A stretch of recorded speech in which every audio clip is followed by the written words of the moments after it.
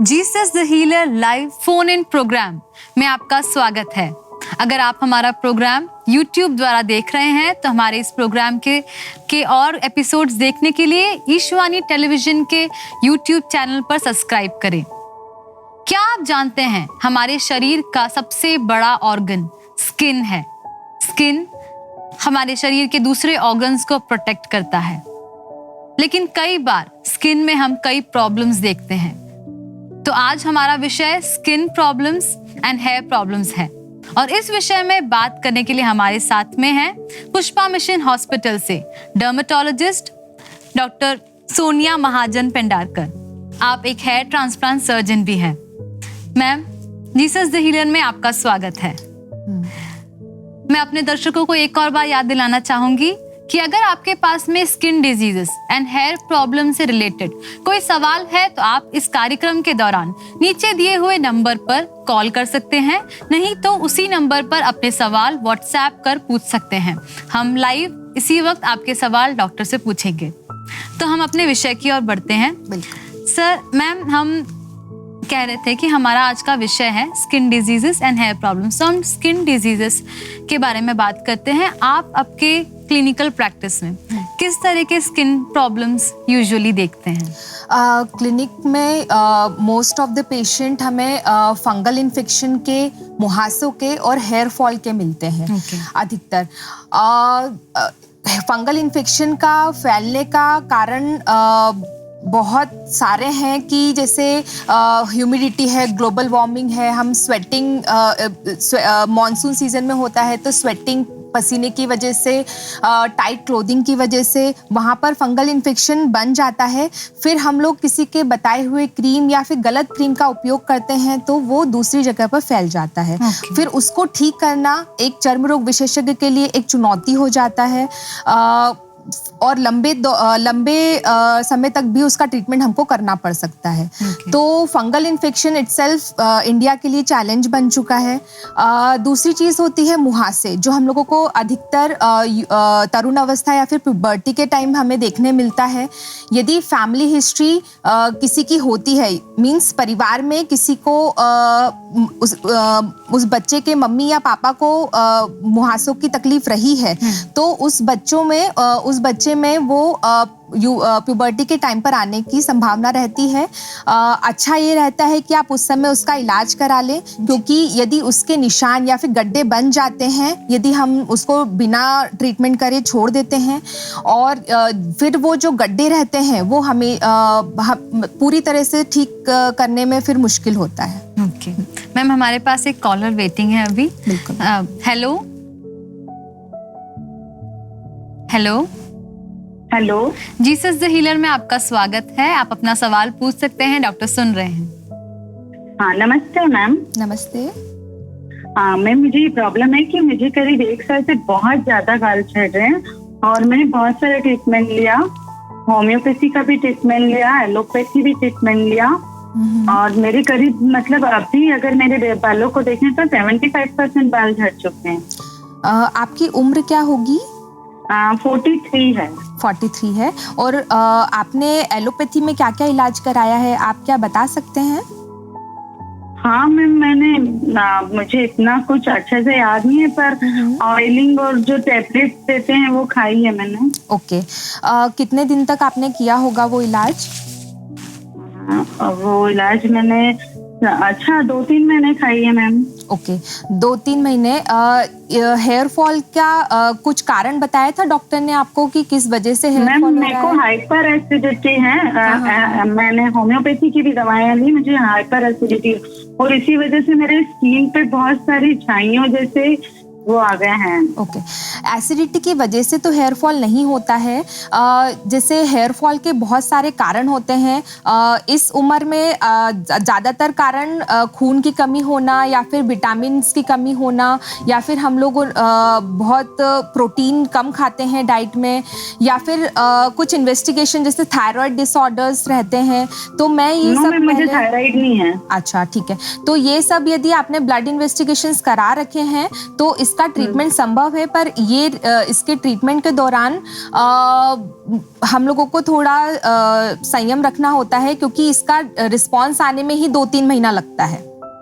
तो आप जो जैसे जो मेरे फेस पे ब्लैक मतलब थोड़े काली काली झाइयां हो गई और ऐसे ब्राउन ब्राउन डॉट्स आ गए हैं। ओके, तो आपकी फैमिली में किसी को है, जैसे आपकी मदर को या फिर आपकी नानी? मैम, मुझे ही हुए हैं, किसी को नहीं हुए आज तक। ओके, ठीक है, तो ये हो जाता है। धूप में आपका आना जाना ज्यादा रहता है? नहीं मैम, मैं तो घर में ही रहती हूँ। House wife. प्रेगनेंसी के टाइम पर भी इन ऐसे काले निशानों का आना होता है? नहीं सर, सॉरी मैम, नहीं हुए प्रेगनेंसी में मुझे कभी, ये फर्स्ट टाइम अभी 1 साल से हुआ है। ठीक है, तो इसका दूसरे कारणों से भी रिलेशन रहता है, जैसे स्ट्रेस रहता है या फिर बॉडी में कुछ हार्मोन गड़बड़ी होती है, तो भी ये अचानक उभर जाते हैं। फिर इसका इलाज रहता है कि आपको धूप से बचाना रहता है, सनस्क्रीन बहुत अच्छे से लगाना होता है। इसका 50% ट्रीटमेंट सनस्क्रीन लगाना होता है, बाकी 50% हम जो क्रीम देते हैं उससे वो पिगमेंट कम होता है। पर ऐसा नहीं है कि हम 2 महीने देंगे या 3 महीने देंगे तो वो ठीक हो जाएगा तो दोबारा नहीं आएगा। ठीक होने के बाद भी हम लोगों को 3 से 4 महीने कोजीविट क्रीम लगाई। और उसके बाद एक इंटास की भी आती है, वो क्रीम भी मैंने लगाई, उसका नाम मैं भूल गई हूँ, सॉरी। और उसके बाद मैंने मतलब फेस पे तो बहुत सारी चीजें ट्राई की। और कोजीविट से ऐसा होता है कि थोड़ा सा कम हो जाता है लेकिन फिर वापस आ जाता है। हाँ, तो उसके लिए मुझे देखना होगा कि किस लेवल पे पिगमेंटेशन है, क्योंकि ऐसा होता है कि यदि पिगमेंटेशन स्किन में यदि डीप होता है तो सिर्फ कोजीविट से रिस्पॉन्स नहीं आएगा, हमको और थोड़ा हाई लेवल का क्रीम देना पड़ सकता है। और यदि ठीक हो भी जाता है तो फिर इसके लिए मेंटेनेंस करना बहुत जरूरी है। सनस्क्रीन से मेंटेन करते हैं और प्लस दूसरे क्रीम्स भी होते हैं जो मेंटेनेंस के टाइम पे दिए जाते हैं, जो कि बहुत जरूरी है, क्योंकि ये जो इसको झाइयां बोलते हैं, ये जितनी जल्दी ठीक होती है उतनी जल्दी वापस भी आती है। तो आपको हमेशा जैसे कुछ न कुछ लगाते रहना पड़ेगा। और सबसे जरूरी चीज है सनस्क्रीन। हम इंडियन सनस्क्रीन को अवॉइड करते हैं, क्योंकि मैं सनस्क्रीन को तो बहुत है, मैं फेस पे कुछ भी नहीं लगाती हूँ। आपको सनस्क्रीन लगाने में क्या तकलीफ होती है? मुझे बहुत सारे फिर पिंपल्स आ जाते हैं। पिंपल आ जाते हैं, तो ऐसे सनस्क्रीन भी होते हैं जो जेल बेस्ड होते हैं, जो ऑयली स्किन के लिए होते हैं। तो उसे यदि हम प्रिस्क्राइब करते हैं तो पिंपल्स आने की या चिपचिपापन होने की या पसीना आने की जो तकलीफ होती है सनस्क्रीन लगाने के बाद, तो वो नहीं होती है। तो वो फॉर्मुलेशंस पे, जो सनस्क्रीन के फॉर्मुलेशंस पे बहुत डिपेंड करता है कि आपने कौन सा सनस्क्रीन लगाना शुरू किया है। सनस्क्रीन को प्रॉपर तरीके से लगाना भी चाहिए कि आप कहीं जा रहे हैं या कहीं नहीं भी जा रहे हैं तो जो हमारे घर में ट्यूबलाइट्स रहती हैं या फिर हम खाना बनाते हैं तो इंफ्रारेड जो रेज रहती है वो भी छाइयों के लिए नुकसानदायक रहती है। तो हमें नहाने के तुरंत बाद सनस्क्रीन लगाना है और सनस्क्रीन का इफेक्ट सिर्फ 2 या 3 घंटे तक ही रहता है। तो कोशिश करिए कि आप 2-3 घंटे के बाद दोबारा सनस्क्रीन लगा लें। और घर में रहते हुए भी लगाना है मैम? घर में रहते हुए भी लगाना है, क्योंकि झाइयों में विजिबल रेज जो रहती है, मतलब जिसकी वजह से हमको दिखता है सारा सब कुछ, उस लाइट से भी नुकसान होता है। तो सनस्क्रीन ही आपको उस लाइट से बचा सकता है। ओके, ये वाली बात तो मुझे कभी पता ही नहीं थी। Thank you. हाँ, ओके। और मैं आपसे मिलूंगी मैम आकर के, मतलब अभी मैं झाबुआ रहती हूँ लेकिन जब भी उज्जैन आई तो मैं आपसे मिलूंगी। ठीक है, थैंक यू मैम कॉल करने के लिए। हम विश्वास करते हैं कि इस कॉल से आपका लाभ हुआ हो। मैम, आपने एक बहुत ही इम्पोर्टेंट चीज कही थी इन कॉलर से कि सनस्क्रीन यूज के बारे में। तो सर मैम प्लीज हमें इस बारे में बताइए कि सनस्क्रीन हमें कितना यूज करना चाहिए, कब कब यूज करना चाहिए। और कई लोग, जैसे आपने कहा कि हम इंडियंस यूजुअली सनस्क्रीन को अवॉइड करते हैं क्योंकि यूजुअली उसकी कंसिस्टेंसी काफी थिक होती है और मोटी होती है। Plus India is a tropical country, तो यहाँ पर इतना पसीना धूप इतना ज्यादा आता है कि सनस्क्रीन लोग बियर नहीं कर पाते हैं, उसको टॉलरेट नहीं कर पाते क्योंकि वो बहुत चिपचिप हो जाता है। तो आजकल न्यू फॉर्मुलेशन फॉर्मुलेशंस आते हैं जो कि they are very light to apply, बहुत हल्का लगता है इसको अप्लाई करने के बाद, ऐसा लगता ही नहीं कि चेहरे पे कुछ लगाया है और उससे मुहासे भी नहीं होते हैं, तो वो उस हिसाब से बनाए जाते हैं। और सनस्क्रीन 30 मिनट पहले लगाना होता है। वेस्टर्न्स में तो 6 महीने के बाद से लोग सनस्क्रीन लगाने लग जाते हैं, 6 महीने की उम्र के बाद से, क्योंकि वहाँ पर वहाँ पर यूवी रेज से उनको हार्म ज़्यादा होता है, क्योंकि उनकी स्किन में मेलानिन नाम का पिगमेंट नहीं होता है, जो कि आपको जो धूप से यूवी रेज आती है जिससे बचाता है। तो इंडियंस में मेलानिन ज़्यादा होता है, तो हम लोग नेचुरली धूप से यूवी रेज से बचे रहते हैं, पर फिर भी हमें सनस्क्रीन लगाना चाहिए, क्योंकि सन रेज जो रहती है, अल्ट्रावायलेट रेज, उससे एजिंग बहुत फास्ट होती है। जो एजिंग के चेंजेस होते हैं, बुढ़ापे के चेंजेस होते हैं कि झुर्रियाँ आना, रिंकल्स बन जाना, स्किन लटक जाना, तो ये आपको धूप से बहुत जल्दी होता है। तो मैं इंडियंस में जो रिकमेंडेशंस है कि आपको 20 साल के बाद से सनस्क्रीन लगाने लग जाना चाहिए। यदि उससे पहले भी लगा रहे हैं तो बेस्ट है। मैम कोई SPF जो आप रिकमेंड करते हैं? इंडियंस में यदि कोई स्किन प्रॉब्लम नहीं है, जैसे पिगमेंटेशन की प्रॉब्लम नहीं है, तो 30 SPF इनफ होता है, 25 to 30। और SPF is sun protecting factor, जिससे पता चलता है कि आपका सनस्क्रीन कितना स्ट्रांग है। तो जितना ज्यादा SPF उतना ज्यादा अच्छा सनस्क्रीन। पर जब हम 30 to 60 या 50 SPF की तरफ जाते हैं तो बहुत ज्यादा डिफरेंस नहीं होता है, 1 या 2% का ही डिफरेंस होता है। तो इसलिए, पर जिनको पिगमेंटेशन है तो उनके लिए वो 1 या 2% भी बहुत मैटर करता है। तो इसलिए मैं बोलती हूँ कि जिनको पिगमेंटेशन है वो कोशिश करें 40 to 50 SPF लगाने का, और normally you should apply 30 SPF। Thank you ma'am. Ma'am आप हमें एक्ने के बारे में बता रहे थे, तो मैम आपने एक कॉज तो ऑलरेडी बता दिया है कि जेनेटिक होता है, जिनके पेरेंट्स में होता है वो लोग ज़्यादा रिस्क में होते हैं। तो उसके अलावा क्या और कोई कॉजेस होते हैं? क्योंकि एक्ने जो पिंपल्स होते हैं, ब्लैक हेड्स होते हैं, ये सब बहुत ज़्यादा कॉमनली पाए जाते हैं। बिल्कुल। हार्मोनल चेंजेस की वजह से भी पिंपल्स होते हैं, जिसका एक बहुत अच्छा उदाहरण है कि प्रेगनेंसी के टाइम पर फीमेल्स को एकदम से पिंपल्स निकल जाते हैं, क्योंकि प्रेगनेंसी में हार्मोनल चेंजेस होते हैं। प्लस आजकल बहुत कॉमनली देखा गया है PCOD, that is polycystic ovarian disease. उसमें क्या होता है कि ओवरी फीमेल्स में मेल हार्मोन सिक्रीट करने लग जाती है।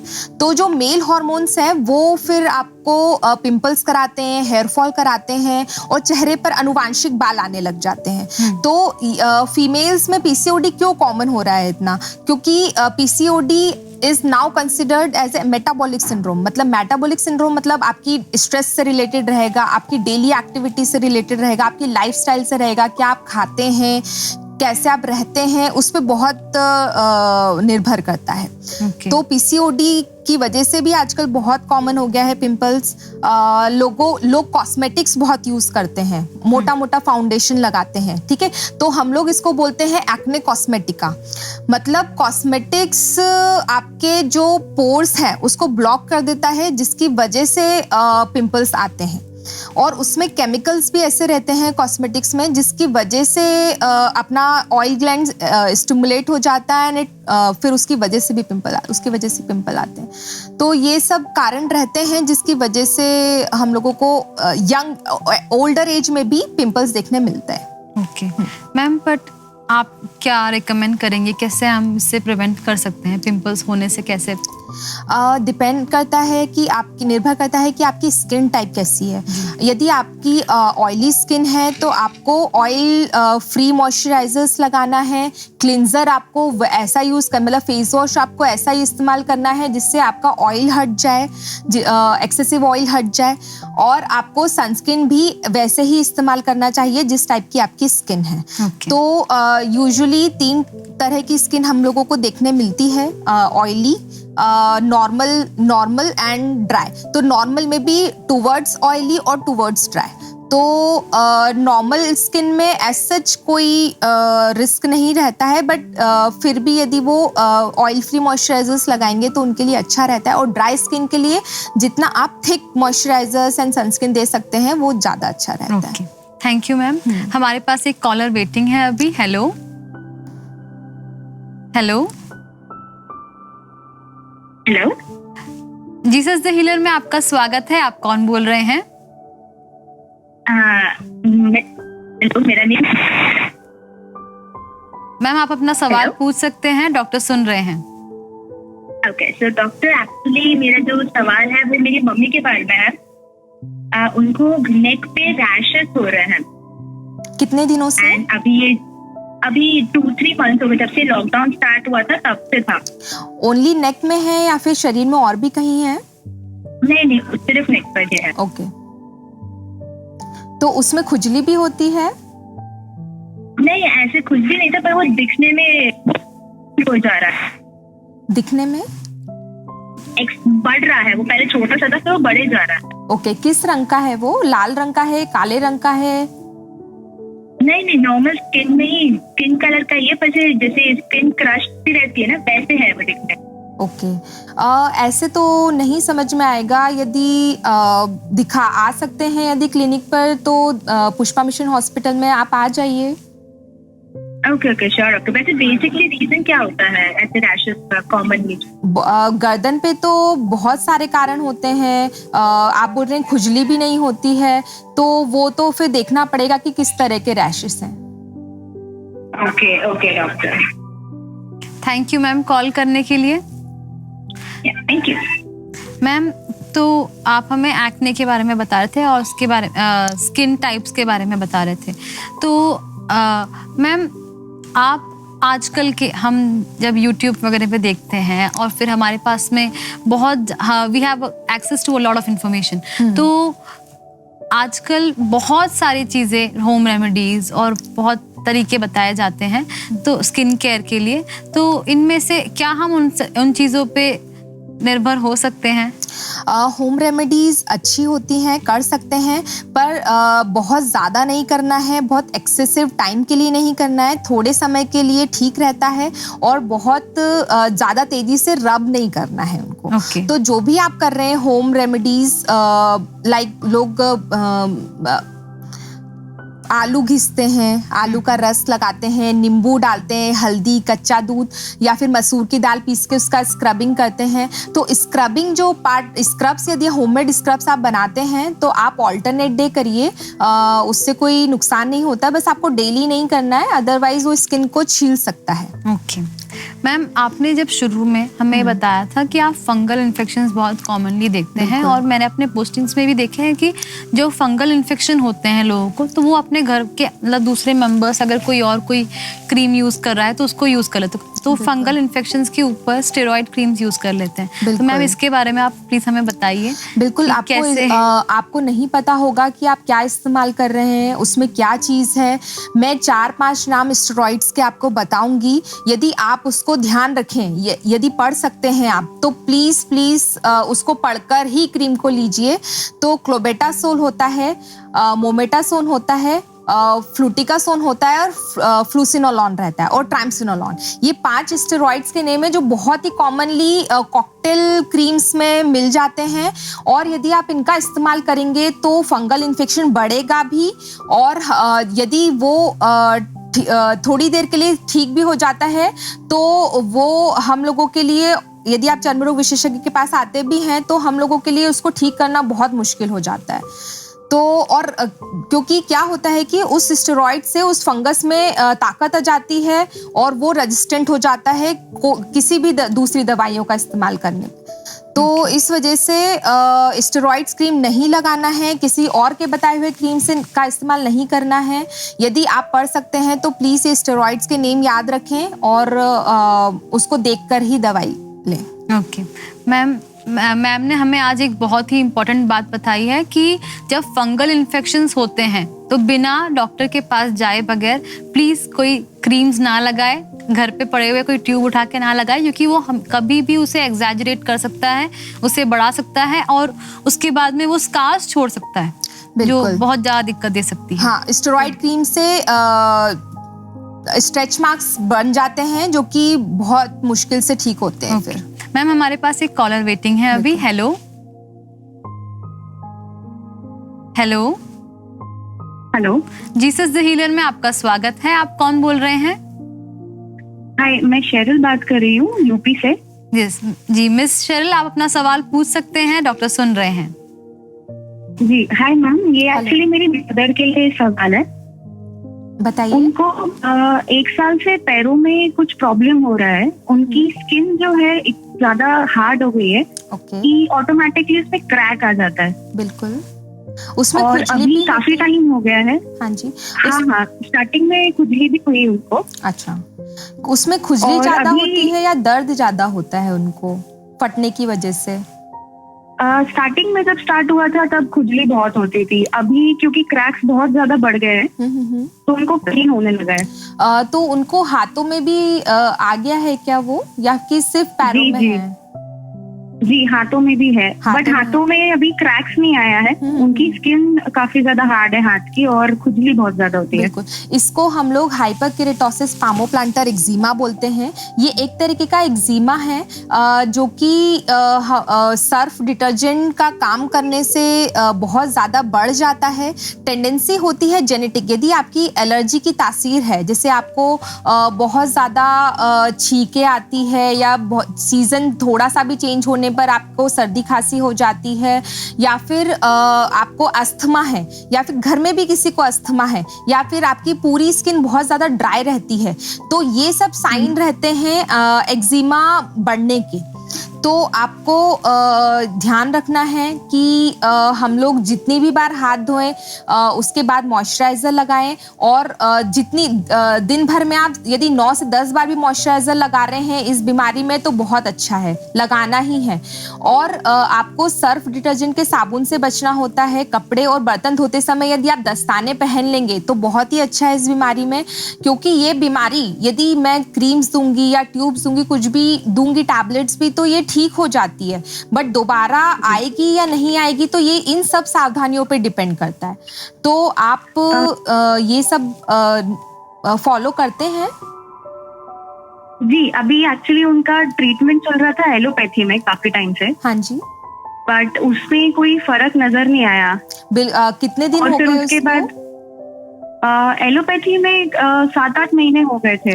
अच्छा, तो फिर हम बिल्कुल। स्विच किया आयुर्वेदिक पे, हाँ जी। बट उससे क्या है कि उनका ज्यादा उभरने लगा। अच्छा, तो एलोपैथी में बिल्कुल भी फर्क नहीं आया आपको? 0%? नहीं, फर्क ऐसा हुआ था कि हाँ। उनको ऊपर से ठीक हो गया था, हाँ जी। बट फिर जब भी हम मेडिसिन बंद करते थे तो फिर उनका वापस स्टार्ट हो जाता हाँ, तो इस बीमारी में आपको ये ध्यान रखना है कि यदि कोई भी दवाइयाँ दी जाती है उसको एकदम से बंद नहीं करना है। ओके। क्योंकि क्या होता है कि हम लोग एकदम शुरू में सबसे तेज दवाई देते हैं, फिर हम उसको धीरे धीरे कम करते हैं, ओके। और यदि आप एकदम से छोड़ देंगे तो वो वापस से बीमारी आने लगेगी। थोड़ा आपको संयम रखना पड़ता है इसमें, क्योंकि शुरू में हम लोग देखते हैं कि सबसे कम इलाज से ठीक हो रहा है कि नहीं, यदि नहीं तो फिर हम थोड़ा सेकंड स्टेप पे बढ़ते हैं। तो ओके। और मैम इसके साइड इफेक्ट्स ये हो रहे थे कि उनको हेडेक बहुत ज्यादा होने लगा था। अच्छा, तो वो दवाइयों के नाम आप बता सकते हैं कि क्या दवाइयाँ दी थी? जी, आप जस्ट मुझे 1 सेकेंड देंगे प्लीज। हाँ बिल्कुल।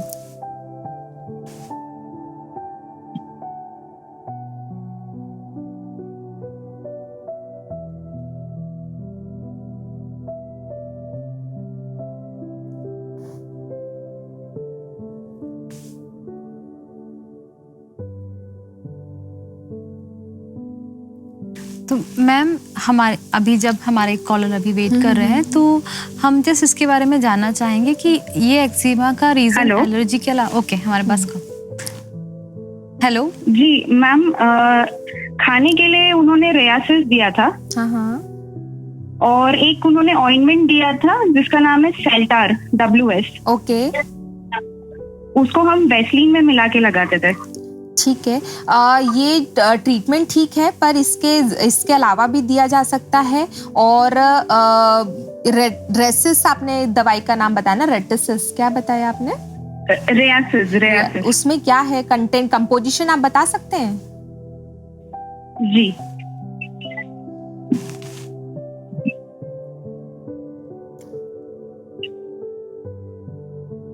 मैम कंपोजिशन तो अभी नहीं बता सकती। 30 mg का था वो। ओके, तो इसके अलावा भी दूसरी दवाइयाँ दी जा सकती है। इससे जो 30 मिलीग्राम का है, इससे हाँ हेडेक होता है, कॉमनली होता है। तो इसके अलावा भी दवाइयाँ हैं, आप बिल्कुल ट्राई करिए। दूसरे डॉक्टर को दिखाना चाहते हैं तो बिल्कुल दिखाइए, या फिर जिन डॉक्टर को आपने ये दिखाया था आप उन्हीं को ही जाकर बता सकते हैं कि इस दवाई से मुझे हेडेक हो रहा है, तो बिल्कुल वो दवाई आपके लिए चेंज करेंगे। ओके और मैम एक सजेशन और चाहिए था, इफ इट इज ओके हम होम्योपैथी पे स्विच कर सकते हैं क्या? होम्योपैथी पर आपका यदि भरोसा है तो बिल्कुल करिए। ओके मुझे ठीक है मैम। हाँ, मुझे तो ज्यादा उसका नहीं पता होगा होम्योपैथिक ट्रीटमेंट के बारे में, पर यदि आप भरोसा करते हैं तो बिल्कुल कर सकते हैं। जी, और एक क्वेश्चन मैम ये भी था, मुझे एक्चुअली हेयर फॉल का काफी प्रॉब्लम हो रहा है। हाँ जी, ऑलमोस्ट 6 मंथ्स हो गए और काफी स्पीड में मेरा हेयर फॉल हो रहा है। आप अपना ब्लड इन्वेस्टिगेशंस करा लीजिए। खून की जांच होती है, हीमोग्लोबिन होता है, विटामिन B12, विटामिन D और थायराइड, ये खून की जांच कराइए। यदि इसमें कुछ गड़बड़ होता है तो फिर इसका यदि हम लोग इलाज करते हैं तो हेयर फॉल में इफेक्ट आता है। ओके ओके मैम, ठीक है thank you so much ma'am. Thank you miss Cheryl call करने के लिए। हम विश्वास करते हैं कि इस कॉल से आपका लाभ हुआ। मैम हमारे व्यूअर्स के कुछ सवाल आए हैं अभी। तो एक व्यूअर ने पूछा है कि जो स्किन लाइटनिंग क्रीम्स अवेलेबल होती है, क्या उससे हमारे स्किन में कुछ प्रॉब्लम हो सकती है? बिल्कुल हो सकती है, यदि उसमें स्टेरॉइड्स है तो।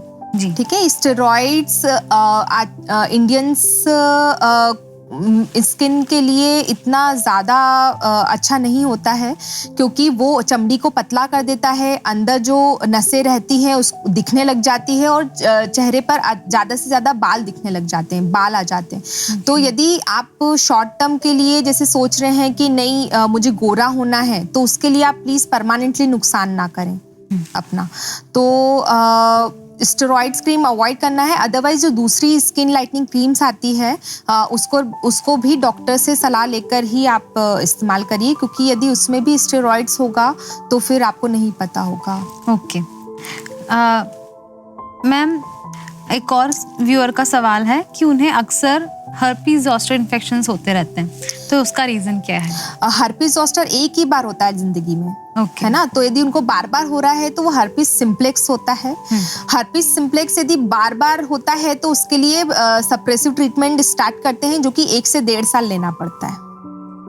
ओके और मैम एक और सवाल है कि जो ये मॉस्किटो रिपेलेंट्स होते हैं जैसे ओडोमोस है, तो उसकी वजह से क्या स्किन में कोई साइड इफेक्ट्स होते हैं? नहीं, ऐसा कोई साइड इफेक्ट नहीं होते, बट यदि आपकी स्किन एब्रेडेड है, मतलब उसमें छीला हुआ है या फिर घाव बने हुए हैं, तो उसके ऊपर आपको नहीं लगाना है, इंटैक्ट स्किन पर ही लगाना चाहिए।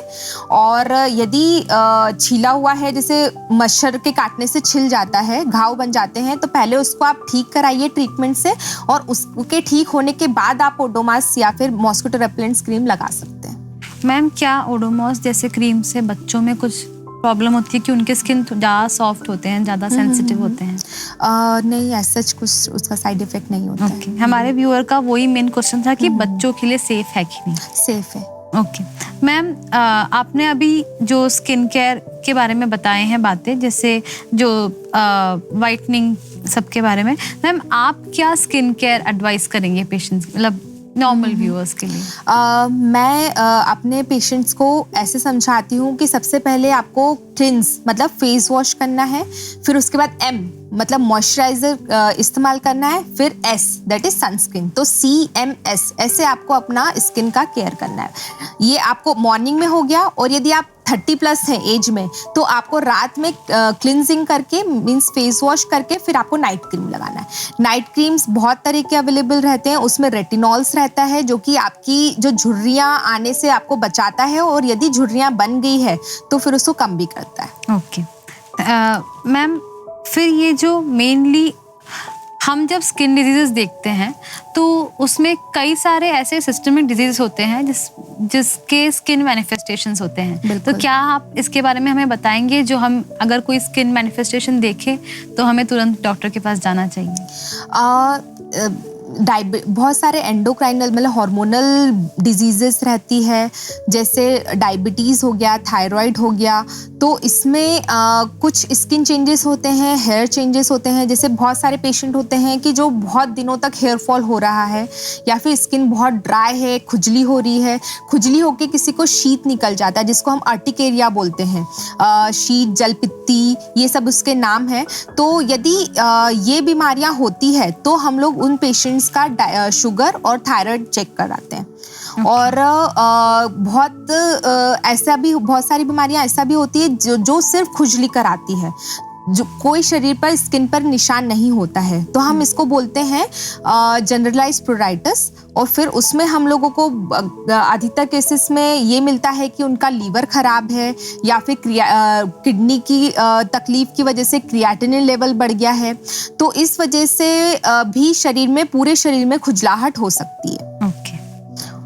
तो ये सब रहता है। और खून की कमी की वजह से हेयर फॉल होता है। नाखून भी पतले और ब्रिटल हो जाते हैं, तो भी आपको पता चलता है कि नहीं, इसमें खून की कमी है। तो ये सब कारण रहता है। आप इवन कैंसर्स भी डिटेक्ट कर सकते हैं कुछ स्पेसिफिक स्किन कंडीशंस से। ओके मैम, हमारे पास एक कॉलर वेटिंग है अभी। Hello. Hello. Jesus the healer में आपका स्वागत है। आप कौन बोल रहे हैं? मैं शम्मी बोल रही हूँ। जी मिस शम्मी, आप अपना सवाल पूछ सकते हैं, डॉक्टर सुन रहे हैं। जी, good afternoon ma'am. Good afternoon ma'am, मेरा 2-3 सवाल थे। तो पहला था कि मुझे मेरे हाथ बहुत ज्यादा ड्राई के रैशेस काफी टाइम से। Okay. So it's very itchy, but मतलब every time I itch it and then I take off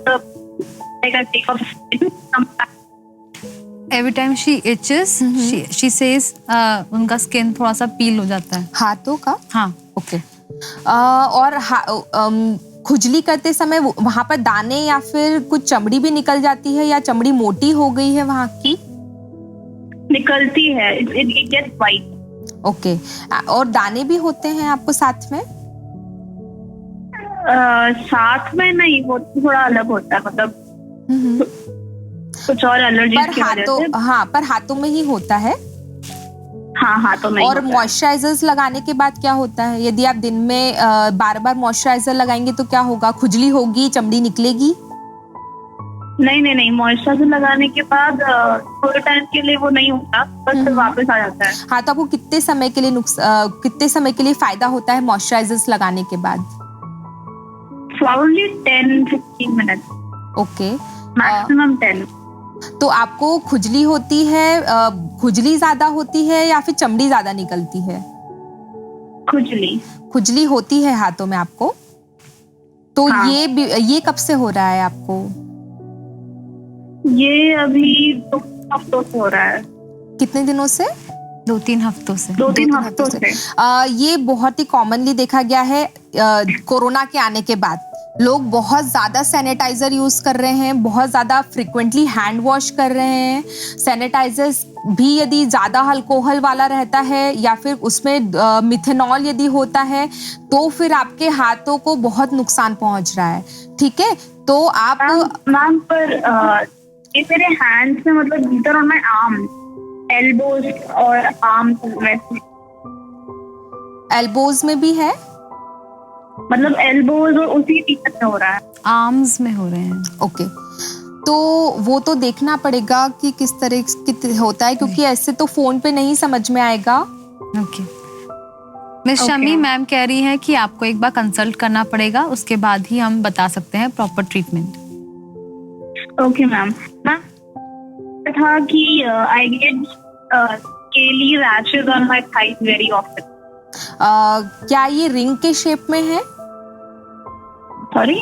क्या ये रिंग के शेप में है? मतलब ये फंगल इन्फेक्शन रिंग वॉर्म जैसा लग रहा है? नहीं, रिंग वॉर्म जैसा नहीं है। हाँ। लेकिन पैचेस में ऐसे अलग अलग थोड़े स्केली टाइप से। ओके। और वो कितने दिनों से है? नहीं, मतलब वो comes and goes. It comes and go. Okay. तो वो एक बार जब आता है तो कितने दिन तक रहता है? वो मैंने नोटिस नहीं किया। ओके, कुछ घंटों के लिए तो नहीं रहता, ऐसा लगता है 2-3 घंटे रहता नहीं है? नहीं नहीं, वैसा नहीं, Okay. वैसे नहीं, डेज तो like days and then it goes back. अच्छा, उसमें कुछ तकलीफ होती है आपको उस रैशेस में?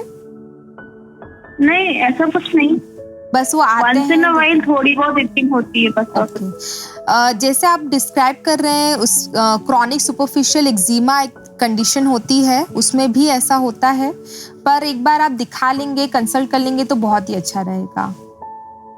Okay ma'am. मैम मेरा थर्ड क्वेश्चन था कि आपने पहले बोला था कि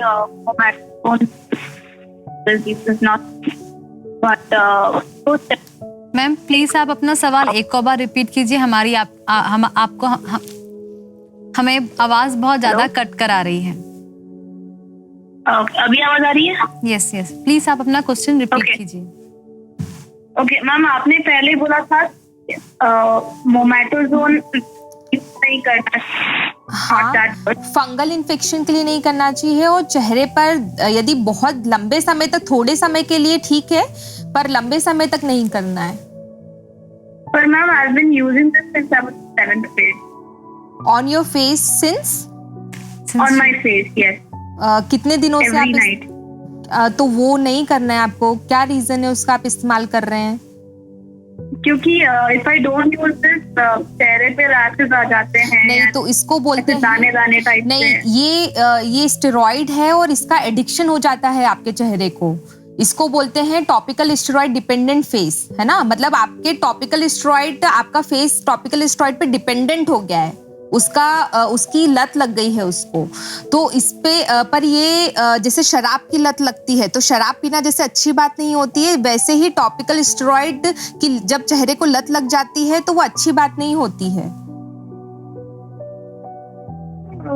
तो मैम जिस भी डॉक्टर के पास मैं गई उनने मुझे यही रिकमेंड किया था। एक बार देख लेते हैं चेहरे पे क्या कंडीशन है जिसकी वजह से आपको ये प्रिस्क्राइब किया गया है, क्योंकि बहुत लंबे समय तक नहीं इस्तेमाल करते हैं। इसको चेंज करा जा सकता है, दूसरे प्रोडक्ट में चेंज करा जा सकता है, जिससे नुकसान नहीं होगा।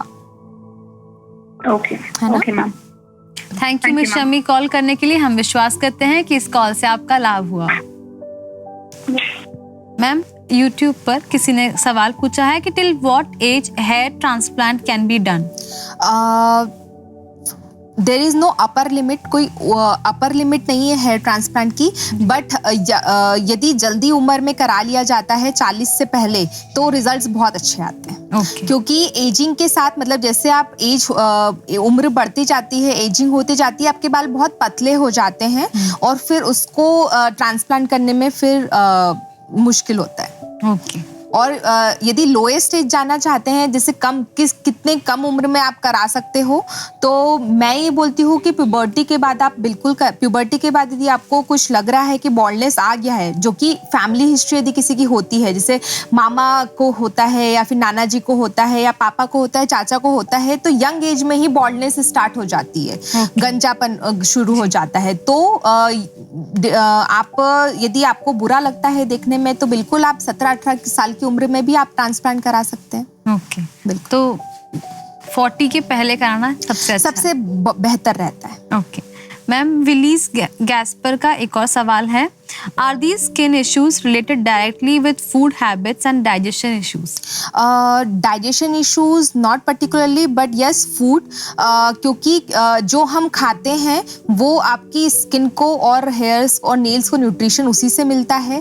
तो आप ज़्यादातर प्रोटीन डाइट खाइए, अपने खाने में आप फ्रूट्स और सलाद का इस्तेमाल नियमित रूप से करिए, क्योंकि फ्रूट्स में आपके एंटीऑक्सीडेंट्स रहते हैं, जो कि धूप से या फिर पॉल्यूशन से जो हमको नुकसान पहुंचता है, ऑक्सीडेंट्स डेवलप होते हैं शरीर में, तो उसके लिए हमारे शरीर में एंटीऑक्सीडेंट्स का होना बहुत ज़रूरी है।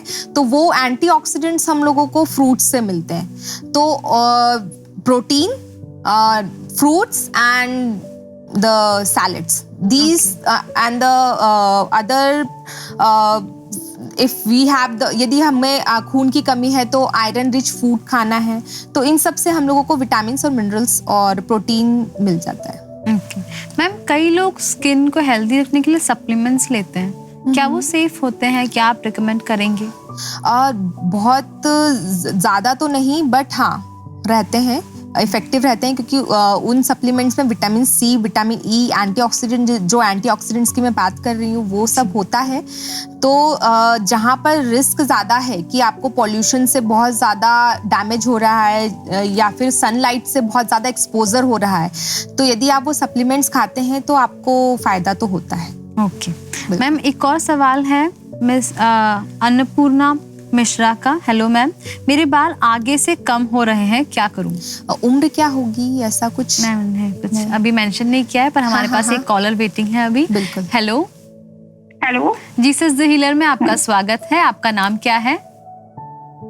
मैम मेरा नाम श्वेता है। जी मिस श्वेता, आप अपना सवाल पूछ सकते हैं, डॉक्टर सुन रहे हैं। अच्छा ठीक है। एक्चुअली मुझे कुछ टाइम से ना स्किन पे खुजली होने लगती है बॉडी में, खुजली हो और सर में भी। अच्छा, आपको खुजली होगी, कोई निशान बनता है या फिर चींटी काटने जैसा? नहीं, कोई निशान नहीं बनता है, कुछ नहीं बनता है। कितने दिनों से हो रही है आपको खुजली? करीब एक्चुअली मैम 1-1.5 साल पहले हो रही थी, तो मैंने 2-3 महीने में अपने आप बंद हो गई, और सेटजिन में खा लेती थी तो वो ठीक हो जाता था। पर अभी तो आपको कितने दिनों से हो रहा है? हाँ, अभी भी 3 महीने लगभग हो गए हैं, तो मुझे लग रहा था कि बहुत टाइम हो गया, अब दिखाऊं डॉक्टर को, बट मैं आपका एड पे आई तो फिर मैंने कहा एक बार बात ही कर लेती हूँ फोन पे। आपको 3 महीने से रोज सिट्रिजिन खाने की जरूरत पड़ रही है? नहीं, डेली नहीं मैम, जैसे कि ऑल्टरनेट डेज या फिर कभी 2 दिन 3 दिन पे। हाँ, तो इसको जैसे आप जो बता रहे हैं तकलीफ, उससे कोई निशान नहीं रहता ना शरीर पर, तो इसको नहीं, कोई नहीं। क्रॉनिक स्पॉन्टेनियस अर्टिकेरिया बोलते हैं। अर्टिकेरिया मतलब शीत की बीमारी या पित्त की बीमारी होती है। तो और इसमें हम लोग कुछ यदि क्रॉनिक रहता है, क्रॉनिक मतलब यदि ये 6 हफ्ते से ज्यादा होता है, तो हम लोग कुछ खून की जांचें कराते हैं कि आपको थायराइड तो नहीं है, आप में खून की कमी तो नहीं है, आपको कोई यूरिन इन्फेक्शन तो नहीं है, आपको शुगर तो नहीं है। यदि ये सब ठीक रहता है तो 90% केसेस में इसका कोई कारण नहीं होता है, ये अपने आप ही आती है और अपने आप ही जाएगी। अब पेशेंट्स पूछते हैं कि कितने मैम कितने टाइम तक रहेगी, हमें कब तक सिट्रिजिन खाना पड़ेगा? तो स्टडी हुई है, रिसर्च हुई है, तो अधिकतर लोगों को ये 6 महीने तक ठीक हो जाता है। कुछ पेशेंट्स ऐसे भी रहते हैं जिनको 1 साल तक ठीक होता है, कुछ ऐसे भी रहते हैं जिनको 3 साल तक ठीक होता है, 5 साल तक ठीक होता है। इवन कुछ 5%, 2 से 5% पेशेंट ऐसे भी रहते हैं जिनको ये 15 से 25 साल तक भी रहा है। ओके ठीक है, तो आप मैम मुझे क्या करना चाहिए अभी? ब्लड टेस्ट कराना कुछ चाहिए? ब्लड टेस्ट करा लीजिए, और रिलीफ के लिए आप सिट्रिजिन डेली खाइए। ऐसा नहीं है कि आपको जब हो रहा है तब खाएंगे, क्योंकि यदि वो शुरुआत हो जाती है तो फिर वो दवाई का असर आने में 30 मिनट से 1 घंटा लगता है, तब तक आपको खुजली होती रहेगी। तो इसको अवॉइड करने के लिए आप सिट्रिजिन डेली खाइए, नियमित टाइम से खाइए। जैसे आप सुबह 8 बजे खा रही हैं या शाम को 8 बजे खा रही है, तो एक टाइम फिक्स कर लीजिए और उसी टाइम पर रोज एक सिट्रिजिन खाइए। अच्छा मैम, डेली सेटिंग खाने से साइड इफेक्ट कोई साइड इफेक्ट नहीं है। लोग 30 से 25 साल तक भी रोज एक सिट्रिजिन खाते हैं, कोई साइड इफेक्ट नहीं होता है। अच्छा, क्योंकि मुझे ना बहुत लेजीनेस फील होने लगती है अगर मैं सेटिंग खाती तो हूँ। ये सिडेशन होता है, जो कि इस सिट्रिजिन से देखा गया है। पर इसके दूसरे मॉलिक्यूल्स भी आते हैं जिससे आपको सिडेशन नहीं होगा, तो आप वो ले सकते हैं। जैसे लीवोसिट्रिजिन होता है, एलेग्रा नाम की टैबलेट होती है, फेक्सोफेनाडिन, कोई पर्सनल मेरा कांस्टेंट नहीं है, बट उसमें फेक्सोफेनाडिन रहता है। ठीक है, तो मुझे क्या लेना चाहिए? मैं जब तक टेस्ट ना कराऊं तब तक क्या ले लूं? तब तक आप ऐसा कीजिए, फेक्सोफेनाडिन 180 मिलीग्राम की रोज एक शाम को लीजिए। मैम इसका नाम कैसे, मतलब ये तो स्पेल कर दीजिए थोड़ा। एलेग्रा के नाम से मिल जाएगी, बहुत कॉमनली मिल जाता है। ALL, एक minute ma'am, ALLEGRA, Allegra. ALLEGRA, जी बिल्कुल, 180 मिलीग्राम की। एलेग्रा 180 मिलीग्राम की। 180 मिलीग्राम की, ठीक है मैम। तो इसको डेली ले सकते हैं? हाँ जी, बिल्कुल ले सकते हैं। इसका साइड इफेक्ट नहीं है ना कोई? नहीं, कोई साइड इफेक्ट नहीं है। अच्छा ठीक है, तो इसको डेली लूं और मैं तब तक ब्लड टेस्ट करा लूं कल परसों में? जी बिल्कुल। ठीक है ma'am, thank you so much, thank you so much. Thank you miss Shweta call करने के लिए। हम विश्वास करते हैं कि इस कॉल से आपका लाभ हुआ है। मैम हम और कुछ क्वेश्चंस हैं हमारे पास में। मिस जेसन फर्नांडिस पूछ रहे हैं कि please explain about telogen effluvium. Telogen effluvium जिसे हमारे बालों में दो फेजेस होती है, एक ग्रोइंग फेज मतलब बढ़ने वाले बाल रहते हैं और कुछ बाल हमारे शेडिंग फेज में रहते हैं। तो उसको जो बाल शेडिंग फेज में होते हैं उसको टीलोजन बोलते हैं। और ये यदि ज्यादा मात्रा में उस फेज में चले जाते हैं तो फिर बाल अधिक से अधिक गिरने लग जाते हैं, तो उसको इस बीमारी का नाम दिया जाता है टीलोजन एफ्लूबियम। तो जैसे मैं बता रही थी आपको कि कारण होते हैं जैसे खून का ज़्यादा बहना, खून की कमी हो जाना, बहुत तेजी से बुखार आना, स्ट्रेस रहना, प्रेगनेंसी, तो ये सब टीलोजन एफ्लूबियम के कारण रहते हैं। और दूसरे तरीके का बॉल्डनेस रहता है गंजापन आना। गंजापन क्यों आता है? क्योंकि वहां पर बाल पतले होके एकदम छोटे हो जाते हैं, गायब हो जाते हैं, तो वहां का उस फॉलिकल एम्प्टी हो जाता है, मतलब जो हेयर फॉलिकल है, और वहां पर बॉल्डनेस आ जाती है। तो बॉल्डनेस को किसी मेडिसिन से ठीक नहीं किया जाता। बॉल्डनेस का एक ही बस सॉल्यूशन होता है, that is hair transplant. Hair transplant का कंसेप्ट ऐसा होता है कि आपने देखा होगा जो पूरी तरीके से बॉल्ड हो गए, गंजे हो गए, पर उनका ये वाला हिस्सा हमेशा परमानेंट रहता है। तो यहाँ से कुछ बाल निकाल के हम आगे लगा देते हैं, तो फिर आपका फ्रंट लुक, फ्रंट प्रोफाइल बहुत अच्छा हो जाता है। तो ये हेयर ट्रांसप्लांट का कंसेप्ट होता है। तीसरे तरीके का बॉल्डनेस एलोपेशिया होता है, जिसको चकत्ते बन जाते हैं जी, है ना। तो ये इसको एलोपेशिया एरियाटा बोलते हैं। ये एक ऑटोइम्यून बीमारी होती है। इसमें आपकी जो प्रतिरोधक क्षमता है, शरीर की इम्यूनिटी जिसको बोलते हैं, वो इम्यूनिटी ही आपके बालों की जड़ों को खाने लग जाती है।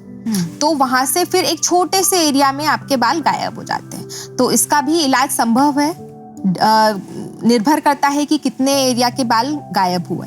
ओके मैम, एक और सवाल है। मिस अन्नपूर्णा मिश्रा पूछ रही है कि सनस्क्रीन क्रीम के साथ कोई अदर क्रीम लगाने की जरूरत है या सिर्फ सनस्क्रीन लगाएं? यदि आप सेलिब्रिटी हैं, बहुत ज्यादा आपका पेशेंट कस्टमर से डील होता है, तो ऑब्वियसली आपको फाउंडेशन लगाने की जरूरत पड़ती है। पर यदि आप फाउंडेशन लगाते हैं तो सनस्क्रीन पहले लगाइए, फिर उसके ऊपर फाउंडेशन आप लगा सकते हैं। अदरवाइज आप रूटीन में आपको सनस्क्रीन के अलावा और कुछ नहीं लगाना है। पहले मॉइस्चराइजर लगाना है, फिर सनस्क्रीन लगाना है। ओके मैम, हमारे पास एक कॉलर वेटिंग है अभी। बिल्कुल। जीसस द हीलर में आपका स्वागत है। आपका नाम क्या है? श्वेता बरिया जी, आप अपना सवाल पूछ सकते हैं, डॉक्टर सुन रहे हैं। ओके मैम, मुझे ये पूछना है, मेरे फेस पर बहुत सारे तिल और मस्से हैं, उसका क्या रीजन है और क्या ट्रीटमेंट है? तिल और मस्से का आना एक तो जेनेटिक भी होता है कि यदि आपकी मम्मी को या फिर किसी में घर को है तो आपको आने लगेंगे। और यदि तिल हल्के रंग के हैं तो उसको निकाला जा सकता है मशीन से या फिर लेजर से। और यदि गहरे रंग के हैं, काले रंग के हैं, तो फिर उसको एक्सरसाइज करना, उतना सा एरिया निकाल पंच से मतलब या फिर इंस्ट्रूमेंट से निकाला जा सकता है उसको। और ये दोबारा ना बने तो उसके लिए आपको सनस्क्रीन ही लगाना है। अच्छा, ओके मैम। मतलब मुझे लेजर ट्रीटमेंट या कुछ ऐसा लेके उसको करा सकते हैं? बिल्कुल, उसको रिमूव कराया जा सकता है, पर दोबारा वो आते हैं, पर तुरंत नहीं आते, कुछ सालों बाद आते हैं। पर उसको भी आप यदि थोड़ा डिले कर सकते हैं, यदि आप सनस्क्रीन अच्छी तरीके से, प्रॉपर तरीके से लगाते हैं तो। Okay ma'am. लेकिन इनका किसी मैम अपना सवाल एक और बार रिपीट कीजिए, आपकी आवाज बहुत ज्यादा कट कर आ रही थी।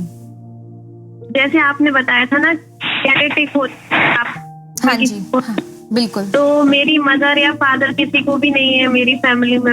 आपका सन एक्सपोजर बहुत ज्यादा है या फिर एक्सेसिव फेयर है आप? क्या पूछा मैम आपने? आपका सन एक्सपोजर ज्यादा होता है, धूप में जाना ज्यादा होता है, या फिर आपका कलर बहुत गोरा है? नहीं मैम, दोनों ही नहीं है। मतलब मैं धूप में भी ज्यादा नहीं निकलती और मेरा कलर भी बहुत फेयर है। पर थोड़ा बहुत भी यदि धूप में निकलते हैं आप तो सनस्क्रीन लगाइए, क्योंकि धूप के वजह से ही ये काले निशान आना, तिल आना, उसकी वजह से ही होता है ये। ओके मैम, ये लेकिन ये बहुत मतलब बढ़ते जा रहे हैं बहुत ज्यादा, तो कुछ ऐसा खाने पीने से भी होता है क्या कुछ ऐसा? खाने पीने से तो नहीं, मैंने बोला था आप फ्रूट्स और सैलेड्स खाइए, आपकी स्किन के लिए अच्छा रहेगा। डेली वर्कआउट करना है आपको, जैसे योगा करें, कार्डियो एक्सरसाइजेस करें, जैसे साइकिलिंग या फिर रनिंग, जो भी आप करते हैं वो करिए। 8 घंटे की प्रॉपर स्लीप लीजिए, नींद लीजिए, रात की नींद लेना है, 2-3 लीटर पानी पीना है। ये सब चीजें यदि आप करते हैं तो आपकी स्किन और हेयर के लिए बहुत अच्छा रहता है। Okay ma'am, okay. Thank you miss Shweta you, call ma'am. करने के लिए। हम विश्वास करते हैं कि इस कॉल से आपका लाभ हुआ है। मैम, हमारे पास में और भी कुछ व्यूअर्स के सवाल हैं। एक है, good afternoon ma'am, my mother has chronic kidney disease and having dialysis every week since February 20th. She has skin infection on right hand from last 2 years. We have tried ketoconazole, terbinafine, Dermiford, Luliconazole, but didn't get result. I request you to advise us which medicine we need to take. Infection से तो ये समझ में आ रहा है कि fungal, दवाइयों से ये समझ में आ रहा है कि फंगल इन्फेक्शन है, पर यदि उसको देख लिया जाएगा तो ज़्यादा बेहतर रहेगा। ओके, तो हम हमारे व्यूअर से हम यही कहेंगे कि प्लीज़ एक बार डॉक्टर कंसल्ट कर लीजिए। एक और क्वेश्चन है मैम। हेलो मैम, मेरी बेटी 13 साल की है, उसके बाल बहुत दो मुँहे हो रहे हैं और उलझे हैं और नेल्स भी बहुत खराब हो रहे हैं। 13 साल की उम्र से तो ये समझ में आता है बच्चे खाना ढंग से नहीं खाते हैं जी ना, तो न्यूट्रिशनल प्रॉब्लम बिल्कुल होगी। उसकी वजह से टेक्सचरल चेंजेस भी होता है और नाखून भी पतले और ब्रिटल हो जाते हैं। तो आप ध्यान रखिए कि बच्चा अच्छे से खा रहा है कि नहीं, उसके पोषण का अच्छे से ध्यान रखिए। और बाल का रूखा होना, दो मुँहे होना, आप बहुत निर्भर करता है कि आप किस तरीके का शैम्पू इस्तेमाल कर रहे हैं, आप उसके बाद कंडीशनर इस्तेमाल कर रहे हैं या नहीं कर रहे हैं, टॉवलिंग कैसे कर रहे हैं, कॉम्बिंग कैसे कर रहे हैं, ये सब इस सब पे दो मुँहे बालों पे बहुत निर्भर करता है। तो मैं ये बोलूँगी कि पीएच बैलेंस शैम्पूज आते हैं, 5.5 पीएच बैलेंस शैम्पू, वो आप इस्तेमाल करिए। उसके बाद आप उसी का कंडीशनर इस्तेमाल करिए। कंडीशनर को कोशिश करिए 5 मिनट रखें, फिर उसके बाद आप एकदम गीले बालों में आपको ना कंघी करनी है और ना जोर जोर से टॉवलिंग करनी है, ठीक है। थोड़ा हल्के से टॉवल आप सिर पर उसके रख के छोड़ दीजिए, ताकि वो थोड़ी देर बाद ड्राई होने के बाद नॉर्मल हो जाएगा। फिर आप मोटे कंघा भी आपको मोटा इस्तेमाल करना है, जो जिसके दाने बहुत दूर दूर हैं। पतले कंघा नहीं इस्तेमाल करना है। तो ये यदि आप प्रॉपर फॉलो करेंगे, डाइट फॉलो करेंगे, तो आपको इसमें लाभ मिलेगा। ओके मैम, हमारे पास में एक और व्यूअर का सवाल है। मुझे आंखों पर बहुत ज़्यादा डार्क सर्कल है, बहुत ज़्यादा काले घेरे हैं और मेरी स्किन ड्राई है और मैं जब भी धूप में मुझे गर्मी लगती है तब मेरे स्किन पर रेड रैशेस हो जाते हैं। बहुत ज़्यादा इचिंग भी होती है। इचिंग के दौरान मुझे रेड रैश हो जाते हैं। इससे ये सवाल से ये समझ में आता है कि इनकी स्किन सेंसिटिव है। अब सेंसिटिव किस वजह से हुई है, या तो उनकी इनहेरिटेडली स्किन सेंसिटिव होगी, ड्राई होगी। तो ड्राई और सेंसिटिव स्किन के लिए आपको बहुत ही अच्छा सिलेक्टेड स्किन प्रोडक्ट्स यूज करने पड़ते हैं। बहुत ज़्यादा कुछ भी आप नहीं इस्तेमाल कर सकते जो नॉर्मल लोग कर सकते हैं। तो उनके लिए सेंसिटिव स्किन के मॉइस्चराइजर्स आते हैं, सेंसिटिव स्किन के सनस्क्रीन आते हैं, इवन सेंसिटिव स्किन के फेस वॉश भी आते हैं। तो वही आप इस्तेमाल करिए। और जैसे आप बोल रहे हैं कि धूप से लाल हो जाता है, खुजली हो जाती है, तो धूप से आपको सनस्क्रीन तो 60% बचाएगा ही, पर आपको 40% आपका छाता या फिर आपका स्टोल बचाएगा। तो आप धूप में पहले तो जाने से बचिए, पर यदि आप धूप में आपको जाना ही है तो आप चेहरे को बांध कर निकले, या बांध के नहीं जा सकते हैं तो छाता लेकर निकलिए, और सनस्क्रीन तो लगाना ही लगाना है। और बात रही काले गहरे आंखों के आसपास, तो वो देखा जाता है, उसके बहुत सारे कारण हैं। या तो रंग ही वहाँ का काला है, तो उसमें हम लोग क्रीम से अब हमको थोड़ा सा फायदा मिलता है। पर यदि किसी को स्ट्रक्चरल डिफेक्ट रहता है, मतलब उनके गड्ढे रहते हैं आंखों के आसपास, तो उसकी वजह से भी कालापन रहता है, उसको हम लोग टीयर ट्रफ बोलते हैं। तो यदि आपको टीयर ट्रफ है तो वो क्रीम से नहीं ठीक किया जा सकता, उसके लिए आपको फिलर्स इस्तेमाल करना पड़ता है। फिलर्स होते हैं, हाइलुरोनिक एसिड फिलर्स रहते हैं, फैट ग्राफ्टिंग करते हैं हम लोग। तो ये सब जो वहाँ का स्ट्रक्चरल डिफेक्ट है, मतलब गड्ढा है, उसको वो भर देता है जी। तो सिर्फ गहरे हैं, काले हैं, तो ऐसे हम लोग उसको ठीक कर सकते हैं। ओके मैम, एक और व्यूअर का सवाल था कि उन्हें हर बार समर में खमोरिया हो जाते हैं। तो क्या इनका कोई खास रीजन होता है और उसमें हमें क्या घमौरियों का रीजन होता है एक्सेसिव पसीना निकलना, बहुत ज्यादा पसीना निकलना।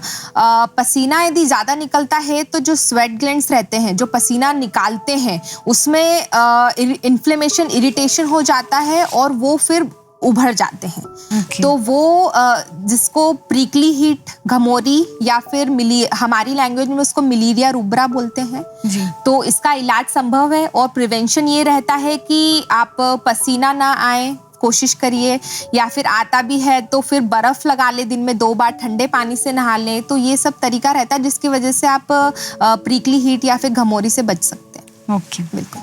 Thank you ma'am.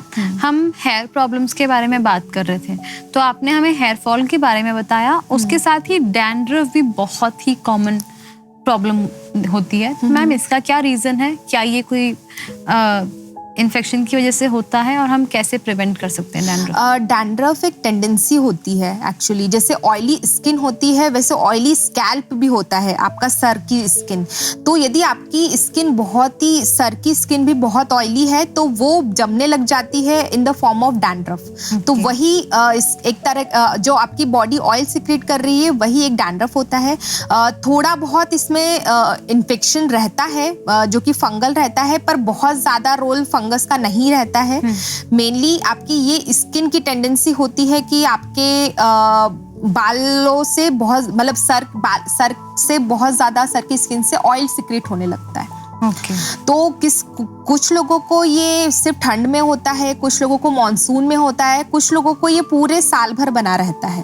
तो साल भर बना रहने का मतलब है कि उनकी स्किन की टेंडेंसी है, वो बहुत ज्यादा ऑयल सिक्रेट करेगी और डैंड्रफ बनाएगी। तो उसका मेंटेनेंस रहता है कि जैसे आप जिस दिन हेड वॉश कर रहे हैं, सिर धो रहे हैं, यदि उस दिन भी आपको डैंड्रफ है तो फिर आप निश्चित रूप से डॉक्टर को दिखाइए। पर यदि आपको जिस दिन सिर धो रहे हैं उस दिन डैंड्रफ नहीं है, मतलब आपको एवरीडे शैम्पू करना पड़ सकता है। एवरीडे शैम्पू कर सकते हैं, जैसे आप एवरीडे चेहरा धोते हैं वैसे आप एवरीडे शैम्पू भी कर सकते हैं। बस ये रहता है कि आपको शैम्पू के साथ कंडीशनर इस्तेमाल करना है ताकि जो बालों की जड़ें हैं, बाल हैं, उनका टेक्सचर खराब ना हो, रूखे ना हो, यदि आप डेली शैम्पू कर रहे हैं तो। ओके मैम, हेयर केयर में विटामिन्स एंड प्रोटीन सप्लीमेंटेशन का क्या रोल है? प्रोटीन्स का रोल रहता है, बिकॉज ये देखा गया है कि जो लोग बहुत ही क्रैश डाइटिंग करते हैं उनमें प्रोटीन एनर्जी डिफिशिएंसी हो जाती, कम हो जाता है, और उसके जैसे ही वेट बहुत तेजी से कम होता है उसके 3 महीने बाद उनका हेयर फॉल स्टार्ट हो जाता है। तो इसका रिलेशन है, आपको प्रोटीन, हाई प्रोटीन डाइट लेना है बालों के लिए। यदि आप एगिटेरियन हैं तो एग वाइट बहुत अच्छा होता है। यदि आप नॉन वेजिटेरियन हैं तो आप चिकन, फिश खा सकते हैं। वंस अ वीक मैं बोलती हूँ, बहुत ज़्यादा नहीं खाना है, हफ्ते में 1 बार खाइए। और यदि आप वेजिटेरियन हैं तो आप पनीर, सत्तू, और भी चीज़ें रहती है, जैसे प्रोटीन पाउडर्स आते हैं, मिल्क पाउडर्स, आप वो भी ले सकते हैं। और जो वे प्रोटीन रहता है वो भी आप इस्तेमाल कर सकते हैं, बट बहुत ज़्यादा क्वांटिटी में नहीं। आप 1 स्कूप पर डे बिल्कुल ले सकते हैं। और पेशेंट्स पूछते हैं मैम हम लोगों को कितना प्रोटीन पर डे खाना चाहिए, तो जितना आपका वेट है उतने ग्राम आपको प्रोटीन खाना है। ओके। यदि आप 60 किलो के हैं तो आपको दिन भर में 60 ग्राम प्रोटीन खाना है। अब आप को देखना है कि आपको 60 ग्राम प्रोटीन किन किन चीज़ों से मिलेगा। जैसे पनीर से मिलता है, आपको 100 ग्राम पनीर से आपको 19 ग्राम प्रोटीन मिलता है। ओके, ठीक है, तो ये सब चीज़ें हैं। प्रोटीन पे ध्यान दीजिए। फ्रूट्स खाइए, सैलेड्स खाइए, तो आपको विटामिन एंड मिनरल्स तो मिल ही जाते हैं उससे। अदरवाइज अदर सप्लीमेंट्स की जरूरत नहीं होती है। अगर हम यदि अच्छे से अपने डाइट का ध्यान रख रहे हैं तो दूसरे सप्लीमेंट्स नहीं भी लेंगे तो चलेगा। शुरू के कुछ टाइम के लिए मैं दे देती हूँ, 3 महीने के लिए या 6 महीने के लिए दे देती हूँ। यदि मुझे लग रहा है कि नहीं ये नहीं खाएंगे या फिर ये प्रॉपर डाइट का फॉलो नहीं करेंगे या फिर शुरू के हेयर फॉल के ट्रीटमेंट में दे दिया जाता है तो हेयर ग्रोथ में काफ़ी हेल्प मिलती है। तो देयर हेयर सप्लीमेंट्स आते हैं, उसमें मेनली तो अमीनो एसिड्स, प्रोटीन्स ही रहते हैं और दूसरे जो मिनरल्स रहते हैं, जिंक रहता है, सेलेनियम रहता है, कॉपर रहता है और विटामिन में आपका विटामिन बायोटिन B6 होता है, B3 होता है, नियासिन होता है, विटामिन A रहता है जी। तो ये सारे जो विटामिन मिनरल्स हैं, तो यदि सप्लीमेंटेशन कर दिया जाता है शुरू में तो बालों की ग्रोथ में हेल्प मिलती है। ओके मैम, आपने हमें कई डिजीजेस और कई उसकी डिजीजेस की वजह से हेयर फॉल होने के बारे में बताया, पर उसके अलावा हमारे लाइफस्टाइल की किसी प्रॉब्लम्स की वजह से हेयर फॉल या डैंड्रफ हो सकता है क्या? बिल्कुल होता है। Stress itself is a biggest thing जो कि आपकी पूरी लाइफ अस्त व्यस्त कर देता है। आपकी स्किन में जो चेंजेस आते हैं, आपके हेयर्स में जो हेयर फॉल होता है, ये सब स्ट्रेस से डायरेक्टली रिलेटेड रहता है। तो यंगस्टर्स में जो हेयर फॉल बढ़ जाता है, जो देखा गया है कि बहुत ही जल्दी उम्र में जो हेयर फॉल हो रहा है, तो स्ट्रेस से वो बहुत रिलेटेड रहता है। दूसरी चीज रहती है अल्कोहल, स्मोकिंग। तो यदि ये बहुत ज्यादा मात्रा में कंज्यूम करते हैं या फिर उसके रेगुलरली आप उसका एडिक्शन हो चुका है, आपको उसका नशा हो चुका है, तो भी ये आपके बालों और स्किन के लिए बहुत ज़्यादा नुकसानदायक रहते हैं। फिर यंगस्टर्स में ये देखा गया है कि junk food, they are not taking proper food, empty calories लेते हैं, कार्बोहाइड्रेट्स ज़्यादा लेते हैं, प्रोटीन्स कम रहते हैं, तो इसकी वजह से भी हेयर फॉल होता है क्योंकि उनकी जो बालों को न्यूट्रिशन चाहिए वो जंक फूड से नहीं मिल पाती है।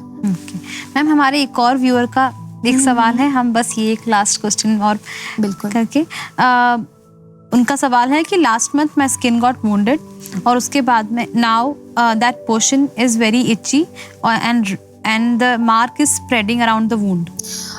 It may be keloid. ये किलॉइड हो सकता है जैसे आप डिस्क्राइब कर रहे हैं। तो ये किलॉइड नाम की जो बीमारी होती है, ये एक टेंडेंसी होती है स्किन की जो कि फैमिली हिस्ट्री की वजह से भी हो सकती है या फिर स्पॉन्टेनियसली भी किसी को हो सकती है।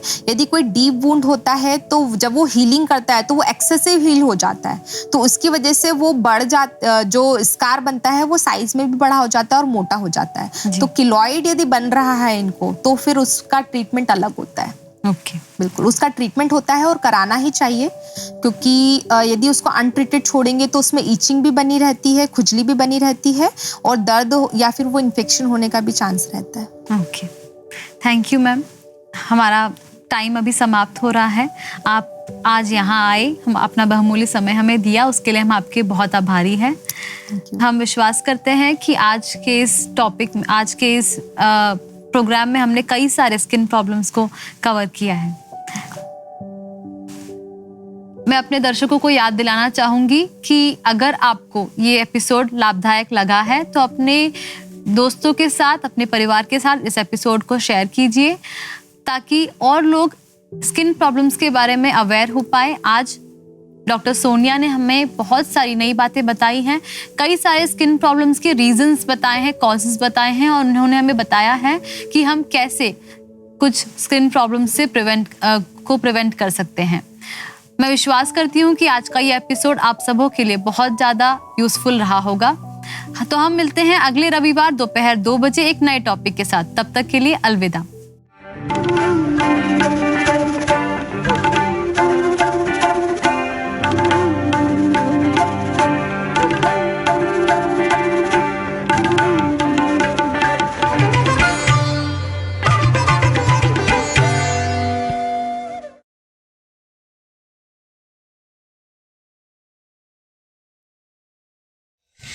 For latest videos and updates, like, share and subscribe. For instant notifications, press the bell icon.